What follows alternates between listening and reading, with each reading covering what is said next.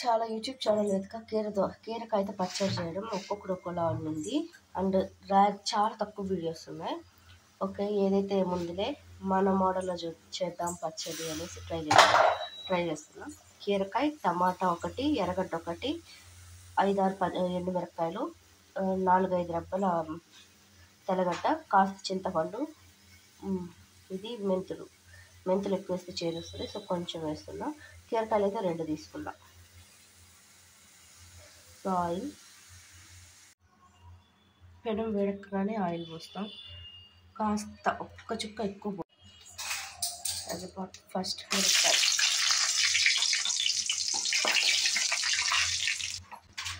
So మిరపకాయ వేగింది. ఎర్రగడ్డ, అడ్డంగా మెంతులు కూడా వేసేస్తాము. మెంతులు జస్ట్ 5 to 6 అది చేదు చేస్తాయి. సో ఎందుకంటే ఇది పులుపు చాలా ఎక్కువ ఉంటుంది, సో కొంచెమే తీసుకుందాం. అండ్ ఎలాగో వేగుతున్నాయి కాబట్టి సేమ్ టైం మనం ఈ తెల్లగడ్డలు కూడా వేసుకుందాం. టమాటా వేసేద్దాం.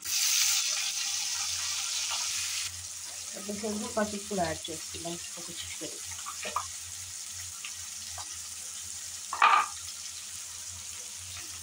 పసుపు కూడా యాడ్ చేసుకుని ఒకసారి మొత్తం ఇలా కలుపుకున్నాక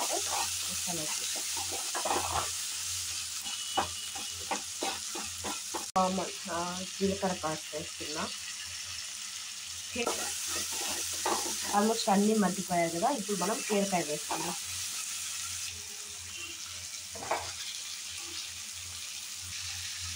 కీరకాయ మొత్తం వేసుకున్నాక మళ్ళీ ఒకసారి ఇలా మిక్స్ చేసుకుందాం.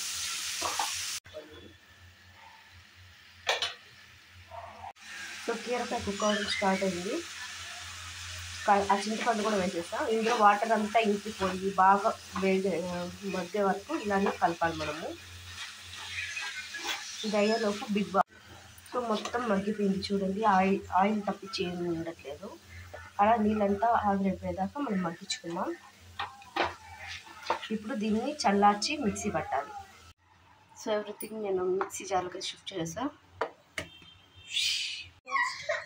ఇలా స్మూత్గా మిక్సీ పట్టాలి. స్మూత్ అంటే మరీ స్మూత్ కాదు, కొంచెం కచ్చా పచ్చగా. అప్పుడే మనకు కాయ కింద టేస్ట్ కూడా వస్తుంది. నాకైతే నేను వేసిన మిరపకాయలు చాలా కారం అయిపోయాయి. సో నేను ఇప్పుడు తిరగబాటుకి నెయ్యి యూజ్ చేస్తున్నాను. సో పెనం వేడెక్కింది, నెయ్యి వేస్తున్నాను చూడండి.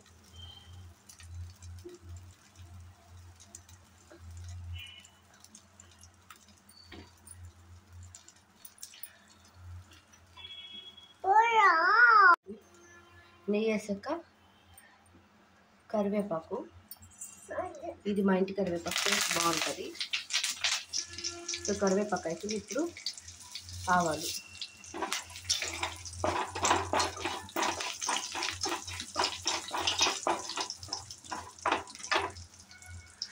ఆవాలతో పాటు ఉద్దిపప్పు కాస్త.